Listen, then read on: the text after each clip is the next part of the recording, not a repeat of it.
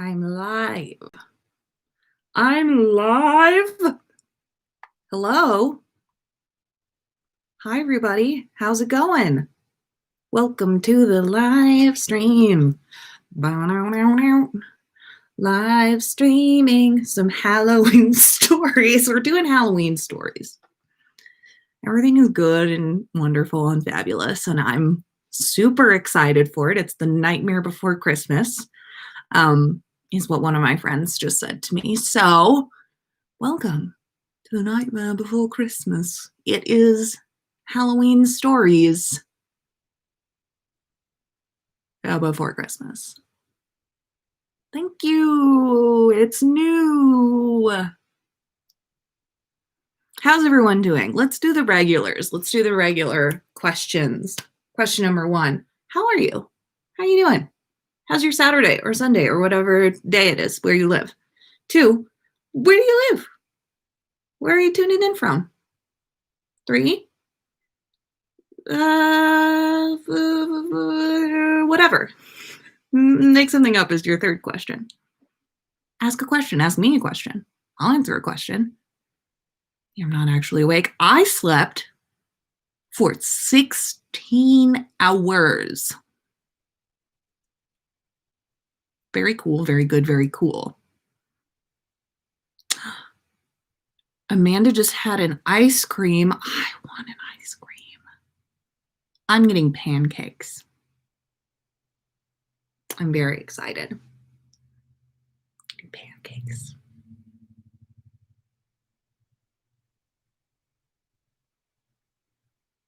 Ooh, hot soup. There's good. We've got some good parity here. We have some people eating ice cream, some people eating hot soup. I'm having some pancakes. No one's cooked. Well, the people at the restaurant are cooking me pancakes. It's fine that we eat out for every meal because we're supporting local businesses during a trying time. And I don't cook. Ever. Yeah, 11 hours is nothing. 11 hours? Slept for 11 hours? I slept for 16 hours. I don't think either of us can be bragging, but you know what? It's good. It's good. Ooh, tortellini with coconut tomato sauce. What? Someone's just making that for you at home? Dang, yo. Christmas tea? Or would you say Christmas tree? Did you mean your family is setting up Christmas tea or Christmas tree? Either one sounds great. Sounds like a good time. I actually am not using DoorDash. I'm using my roommate. My roommate said, do we want some pancakes? And there's a place here in Salt Lake that makes really yummy gluten-free pancakes.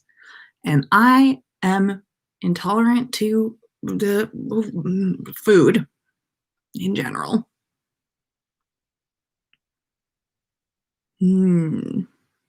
All of this is making me very hungry. So maybe I'll start reading some fan fiction so that I can go eat my food when it's here. Anything else? Anybody else? Tree. Okay, we meant tree. We meant Christmas tree. Excellent. Good to know. Good to know. Our Christmas tree, I kid you not, was up all year. Literally all year. The entire year. So we turned on the lights and put the like a dangly, it's a ball ornament. We put the ornaments on, the lights, and now it's a Christmas tree and not just a regular tree, a regular living room tree for living room purposes. What? Okay, here's the thing. Alicia, my favorite gluten-free pancakes in Salt Lake are actually just the original Pancake House, but Blue Plate Cafe also has really good gluten-free pancakes as well. And that's in the know. A mini rainbow tree, that's wonderful. That sounds great. You should have a gay tree at all times of the year. I love it. Yes, the sweater has thumb holes. You guys, this is the first time I've ever worn this sweater. This is a wonderful sweater. I'm in love with it. I'm in love with it. I got it in a Stitch Fix box. I really wish that I was sponsored by Stitch Fix, and then I could, I'd be making money, but I'm not making money from this. I'm just telling you, I got in a Stitch Fix box, and I like it a lot. A Disney-themed Christmas tree. Oh, you guys all have such fun stuff. This is so fun. I want a Disney tree. I want a gay tree. Like the Great Hall during Christmas time, I would like 12 Christmas trees. Please and thank you. Christmas. Okay, I am going to get started. Here we go. I think we are at, as my boss continues to say, I think we're at critical mass here. Let's get this meeting started. And I'm going to read you some It's the Nightmare Before Christmas. Woo! And we're going to do some Christmas stories. So just a little bit of background on what's going on here with these Halloween stories. We did a writing competition in our Patreon Discord, as we do like 2, 3, 4 times a year. I don't know, whenever something pops into my brain that I decide I'd like to read. And we did a Halloween one this year. And I don't even really remember what they had to do here. There had to be a ghost. But they wrote us some really incredible stuff. So today I'm going to do a dreary double feature, because what is a better holiday gift than a dreary double feature? Am I right? I am right. So here we go. I'm going to start us off today with a fanfiction entitled Harry Potter and Draco Malfoy's Big Head.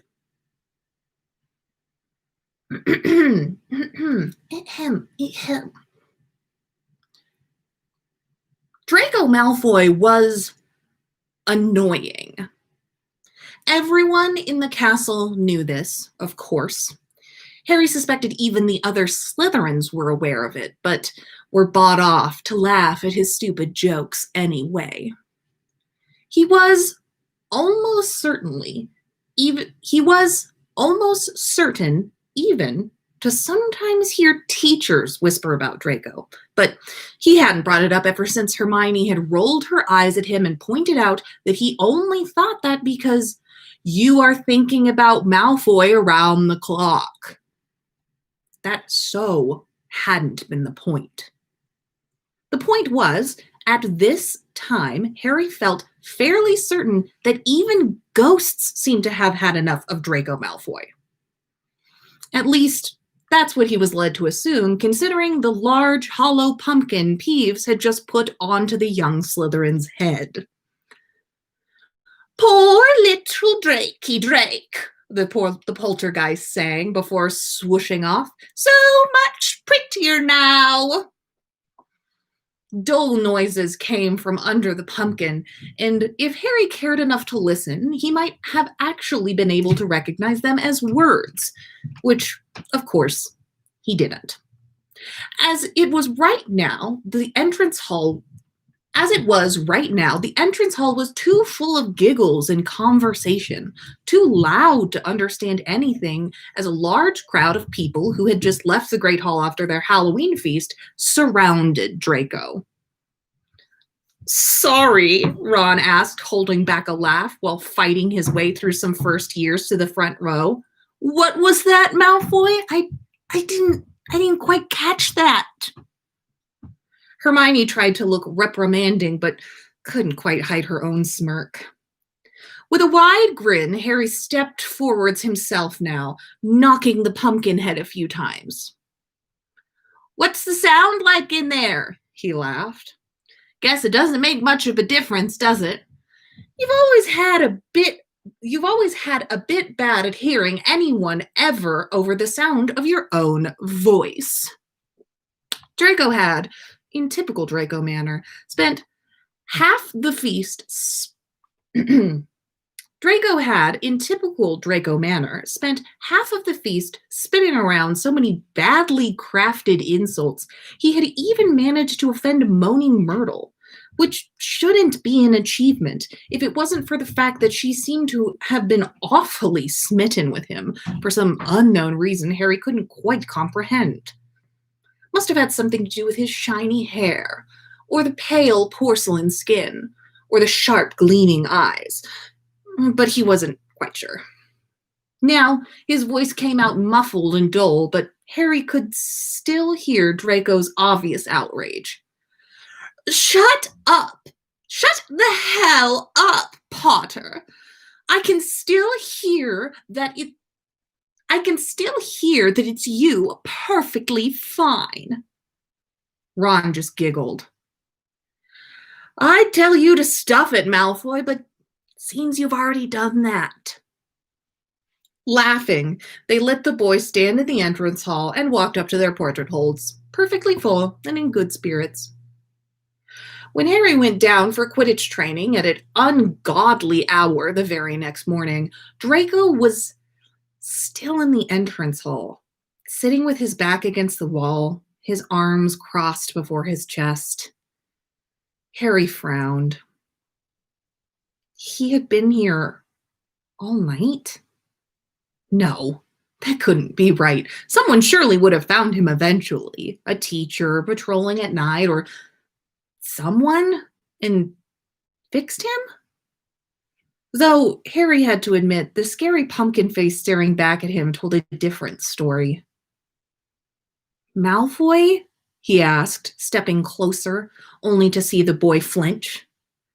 What? Who's there? Came a muffled and, Harry was sure, fairly sleepy voice from underneath the pumpkin. Sorry, he quickly stifled a laugh. I didn't mean to startle you, but it's a bit difficult to see if you're awake or not through the carvings. Very funny, came a reply that could almost be perceived as snarky if it wasn't for the obvious issue of a huge hollow object surrounding his entire head. No, Harry quickly turned another laugh into what he hoped was a subtle cough. Underneath his pumpkin, Draco groaned. Sorry. Should we get you some help? A teacher, maybe? Draco huffed. Dumbledore came by here drunk a few hours ago. Muttered something about 20 points to Gryffindor. For sitting at the right table, he would have probably led the other houses to want more points too. But mental, the man, isn't he? A bit, Harry agreed. But you really can't complain. Snape takes away points from us for simply existing in his space. I guess, Draco grumbled. At least Harry imagined that's what he could understand. Honestly, with a giant vegetable for his head, Draco wasn't half as bad. So, no teachers? Not even Snape? Are you crazy? Do you think I would want anyone to see me like this? Harry thought this might be the wrong time to mention that he had spent all night in the entrance hall where everyone could easily spot him, and instead grabbed his arm, gently leading him along. Let's find Peeves, then. See if he can undo this. Can't you just... Malfoy's voice came dully and resigned from underneath the pumpkin. Pull. Harry stood absolutely still for a second. What? Draco asked, his giant orange head turning left and right in confusion. Potter? Are you still there? Potter? For God's sake, say something. Have you got any idea how hard it is to see underneath this thing? He couldn't hold back a little laugh before he felt safe enough to talk again. Haven't you, I mean, haven't you tried that already? I tried to push it, obviously, Draco sneered, but he wouldn't budge. I figured if I had just enough leverage. With a roll of his eyes, Harry stepped closer, both hands grabbing the pumpkin roughly. But just then, Malfoy started screaming. Ow! What are you doing? Pulling, Harry shouted back, exasperated. That's what you wanted, isn't it? Give a man a little warning, Draco called, breathing heavily underneath his orange prison. You almost broke my neck. Fine, Harry groaned. Pulling now. Again, he grabbed a pumpkin, and this time Draco seemed prepared. He shifted his feet to counterbalance, and together they pulled and pulled until Harry's arms hurt. And then, with a tumble, Malfoy fell against Harry, and both of them fell backwards. Harry's back hit the stone floor painfully, the loud thud resounding in the entrance hall as the pumpkin hit his chest hard and fell into pieces. Loud, nasty cackling could be heard from above them. That'll teach you, Peeves called with a chuckle as Draco's head emerged from the shadows, orange juices running over his face and staining his beautiful blonde hair. Insulting poor Myrtle like that? You got a thing for her, something, Draco mumbled, rubbing his head in what apparently was a headache, chin still resting comfortably on Harry's chest. A thing for miserable maniac Myrtle, he sang and started cackling again. I have not, he added, his sing-song voice ending abruptly. But I want to be the one to make her mad, so behave, unless you want to be decorated like a Christmas tree next. Yes, mumbled Draco, still cozily snuggling up to Harry's chest. So he has a thing for her. Malfoy? He gently nudged him as he realized the Slytherin's eyes were falling shut. I gotta get to Quidditch practice. Screw that, Draco muttered sleepily. I'm tired. I've been up all night. You're comfortable and you'll beat Hufflepuff anyway. Harry couldn't help but smile as he looked down on Draco. What was that? A compliment? From those lips? Are you deaf? Draco mumbled back, or am I speaking through a pumpkin or something? With a sigh, Harry crawled back against the wall, pulling Malfoy with him, who didn't seem to mind in the slightest, and rested his back a little. He wrapped both arms around the sleeping boy's waist, finding he didn't mind missing practice terribly much. Still, if someone walks by, he started, but Draco was one step ahead of him. You don't honestly think I'd let anyone see me like this? With a gentle cough, Harry held up a piece of shattered pumpkin as a subtle little reminder of what people had already seen, and Malfoy raised his head, looked at it with cold resignation in his eyes, before simply burying his face back into Harry's chest with a groan and going back to sleep. That's how Angelina Johnson found them a few minutes later, having come back from the Quidditch field to look for their seeker. Harry gave her an apologetic shrug, but she just dismissed him with a wave. It's fine. For once, me and Fred and George both owe me money. Just wait here. I'll get them. She ran back off to the grounds, and Malfoy jumped up, looking alarmed. What? What does that mean? What did they bet on? But Angelina was already through the door. He turned to Harry, his eyes widened, face intensely close to Harry's. What did they bet on, Potter? Harry shrugged, feeling slightly embarrassed. Us? Getting together, I suppose? Draco stared at him for at least half a minute, before suddenly leaning down, his lips brushing Harry's softly. He blinked once, twice, but didn't protest, and Draco seemed to take that as an incentive to press a proper kiss onto his lips. There, he growled. Now the bloody rumors are at least going to be worth it. He laid back down into Harry's chest. Now, tell the Weasel twins to shut up and let me sleep, or I'll show them just how much more orange their heads can get. I've learned just the spell. Harry felt heat rising in his cheeks and just smiled. The end. Yes, yes. I believe we have author in the chat. Author in the chat. Author in the chat. Thank you so much. I love that story a lot. It's so good. Very cute. Very Halloween dreary. Excellent. And now for our next story. Oh, that's the story I just read. This is the next story. Okay, here we go. I know what tabs are open.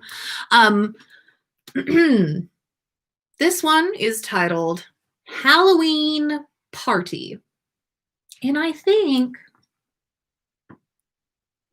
yeah, this one is called Halloween Party. I think is the author here, may or may not be here. But this is a wonderful story, and I'm very, very excited to read it to you. Here we go. Dreary number 2. Halloween Party. Harry took in a breath of fresh air as he stood in front of his friend's house. He'd been waiting for this party for a while. It was a good chance to unwind a bit. Potter, came a sudden voice, which startled Harry. He spun around and nearly fell down the 2 steps leading up to the house. Malfoy had appeared silently in the garden and looked at him, one eyebrow raised. Good to know I could sweep you off your feet. Harry opened his mouth, but the only thing that came out was a pitiful, "Shut up." Malfoy smiled. You know, normal people say hello or good evening. Harry glared at him. Good evening, Malfoy. Good evening, Potter. Malfoy started walking up the stairs. What are you doing out? A caw! Draco screeched, jumping backwards, and nearly fell down the steps himself. What on earth is that? He pointed at the bird who had appeared on Harry's left shoulder. Harry laughed. This is Gavin. He's a crow.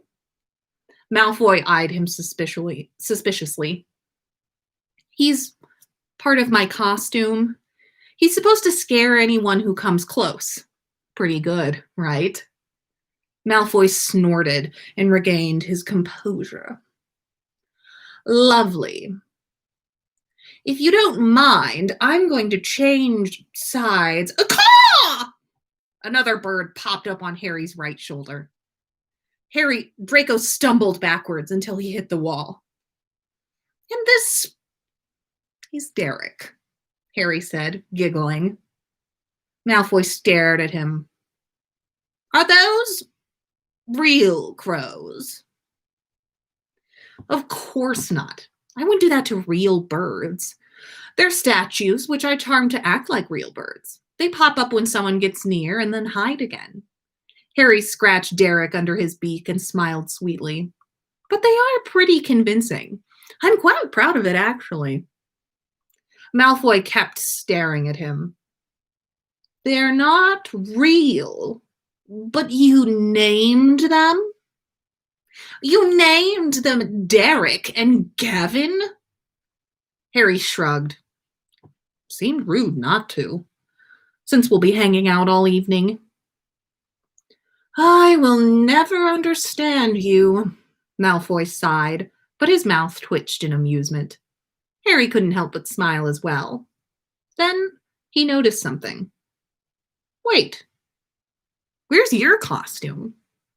After all, it's a Halloween, Harry asked. Can't you see, Potter? Perhaps you need stronger glasses. Harry frowned. The only thing I see are some Wait. Cat ears? Harry stepped closer. Gavin and Derek cawed alarmingly, and Malfoy stepped backwards. They are. You have cat ears and you think that's enough? You didn't even use magic. That's lazy. Malfoy snorted. Some of us don't need magic to stand out. Some of us are naturally striking.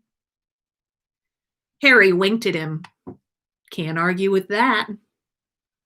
Malfoy opened his mouth, but no words came out.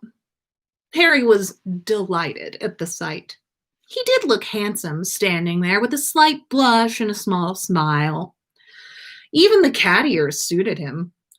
He would have loved to stand on the porch and look at Draco all evening, but his friends were throwing a party inside, and it would have been odd. Shall we go? He gestured toward the front door. Malfoy closed his mouth, turned, and opened the door. Harry could really appreciate how well the blonde's robes fit him, and how they brought out his... No, get it together. You need to stop ogling your friend. Friend? Now there's a thought. Who would have guessed this 5 years ago? Harry chuckled, earning a suspicious glance from the other man. They stepped inside the house, and immediately the door closed with a bang behind them, and all the light was sucked out of the room. Why is it so dark in here? Whispered Harry. I don't know. Why are you whispering? Malfoy muttered. It's so quiet in here. Where is everybody? The party did start at 7, right? Harry squinted, but he couldn't make out a thing. It's probably a haunted house they rigged up. Is that right? Nope. It's probably a haunted house they rigged up, which everyone has to go through. Get to the spirit of the season. Wait, A smash came from Harry's left. Then a lot of things happened at once. He felt Malfoy stumble into him. Gavin let out a loud caw. Malfoy yelped and jumped somewhere and crashed into something else. Harry grabbed his wand and lit it. He couldn't help but laugh at the sight. Malfoy had stumbled into a coat rack, which was currently sitting on the floor, among various jackets and coats, sucking his finger. Stop laughing! Your bloody bird bit me, he scowled. You said they were going to hide at some point. When? Harry looked at the birds. I'm not sure exactly. I didn't test the spell before today.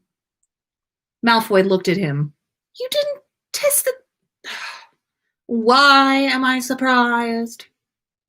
He sighed, got up, and muttered a healing spell for the cut Gavin had left. Let's get this over with. I just want a normal party. Malfoy lit his wand. Harry stared at the way the light caught on his blonde hair, before coughing and nodding. They entered the corridor leading up to the living room. Shadows danced on the walls as the pair walked along it. The house was quiet, except for the sounds of their steps. Harry was startled by Malfoy speaking. See how the corridor seems endless? It's a modified extension charm. Something horrifying is supposed to happen, otherwise we would have reached the living room already. Suddenly, a wail could be heard, and a silvery figure dashed towards them, screaming and swinging chains. Malfoy jumped out of the way, and Harry caught him by the arm. Their eyes met, and Harry could feel the heat radiating from him. Maybe this was it? Harry was always trying to find the right time to show his feelings. But before he could act, he felt Derek moving on his right shoulder as the bird hit Malfoy in the face with a wing. Malfoy sighed and stepped back. Those birds are starting to annoy me. Right, we've done the ghost. What next? An axe murderer? A horde of zombies? He reached the living room door and pushed it open. There were candles everywhere, some fake spider webs, or real ones, in the corner. A swarm of bats flew near the ceiling, and there was a carved pumpkin sitting next to the window. Otherwise, the room looked exactly the same as Harry remembered. He flopped down on the sofa, crows squawking at the sudden movement. Now what? Draco went to look out the window. Now we wait. Do you see anything unusual? Harry looked around. He frowned. I'm not sure, but I think that pumpkin was smaller when we came in. Draco snorted. I meant anything useful. Harry sighed. The pumpkin was definitely bigger now. In fact, its teeth seemed to grow sharper, if that was possible. No, Draco, the pumpkin is clearly enchanted. It's almost up to your waist.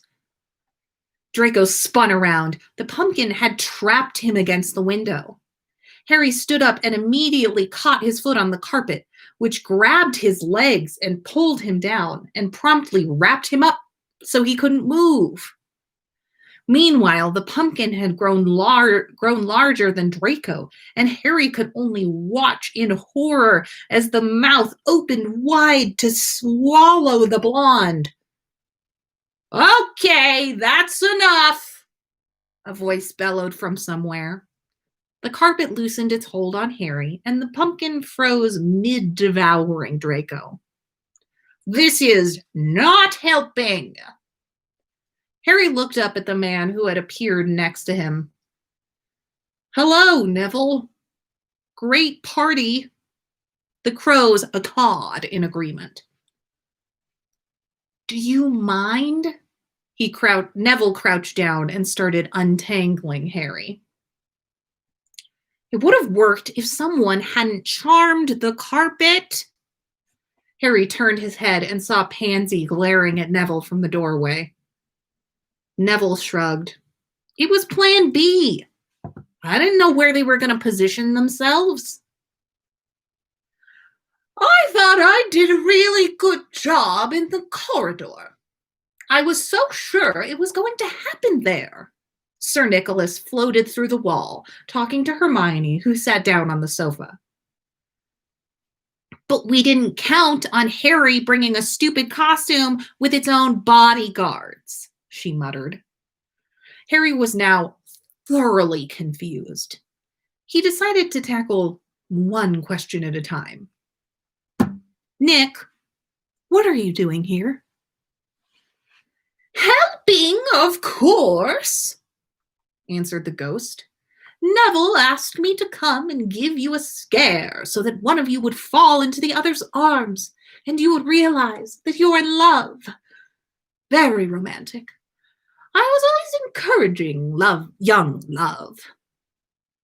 Harry stared at him. Right. And the pumpkin and the carpet were meant to have the same outcome? Pansy rolled her eyes. Yes. Although I thought we agreed that only the pumpkin would be charmed. She managed to free Draco from the pumpkin's clutches, who looked as bewildered as Harry felt. Draco straightened his robes, coughed nervously, and said, Let me get this straight. You designed a haunted house so that one of us would be scared or in mortal danger? Yes, Pansy answered in an exasperated voice. One of you would save the other, and then you would have realized that you like each other and finally kiss. Honestly, it's so tiring seeing you circle each other, but being too afraid to make the first move. We have to do something. Silence fell. Everyone looked at Draco and Harry. I need fresh air, the blonde finally said and exited the room.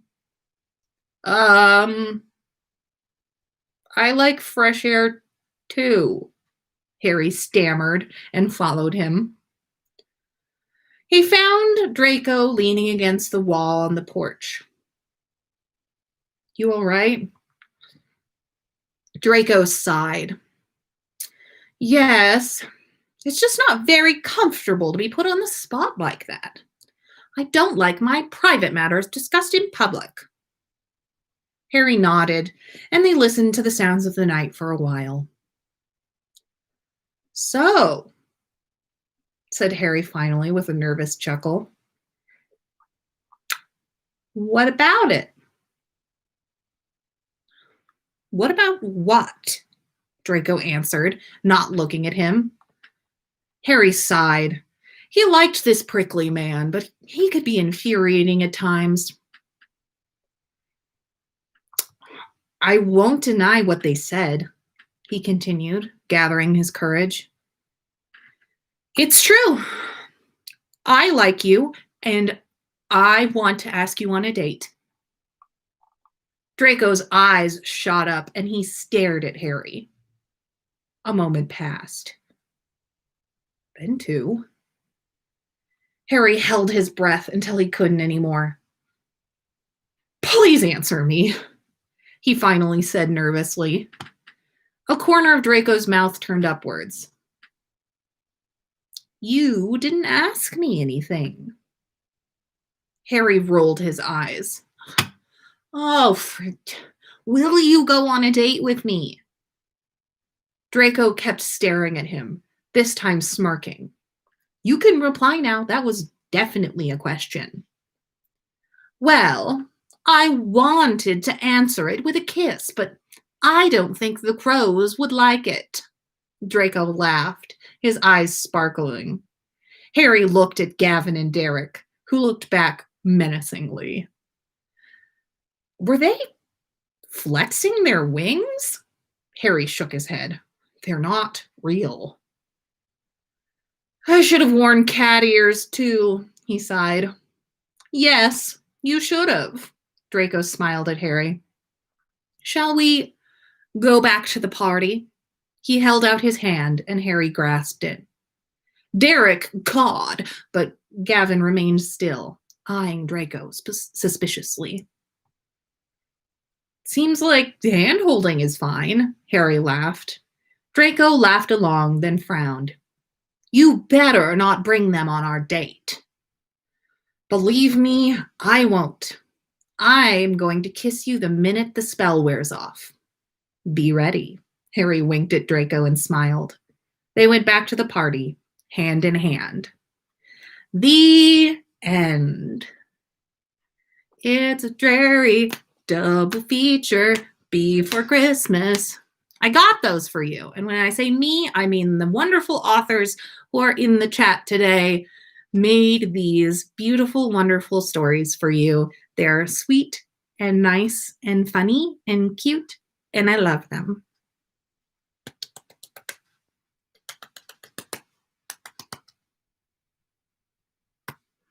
Thank you, everyone, for coming to our story time live streams. As always, if you would like to submit something to story time, we're looking for any story, 5,000 words or less. We're looking for something that's wholesome and cute and fun and funny and lighthearted because the world is on fire. So send those to fanaticalfics@gmail.com, and we will read them, and hopefully they'll make it onto a live stream. Keep sending those in. If you love these stories, there are more of them. There are more of them. I think we had 23 submissions to this competition from our patrons. So I think a lot of them are on AO3 under the Fanatical Fix tag. So go look for those, read more of them. If you loved my crow noise, then write me another fan fiction to read with crow noises in it. Any animal noise, really. Just put those in there for funsies. Thanks so much, everybody. There is Christmas with Colin coming up this week. And also, spoiler alert, the holiday episode of But Make It Scary is going to have Kim on it. So we will talk to you soon. Thanks so much for coming, and thank you so much to the authors, and thank you so much, and thank you, and Merry Holidays, Happy Christmas. Bye.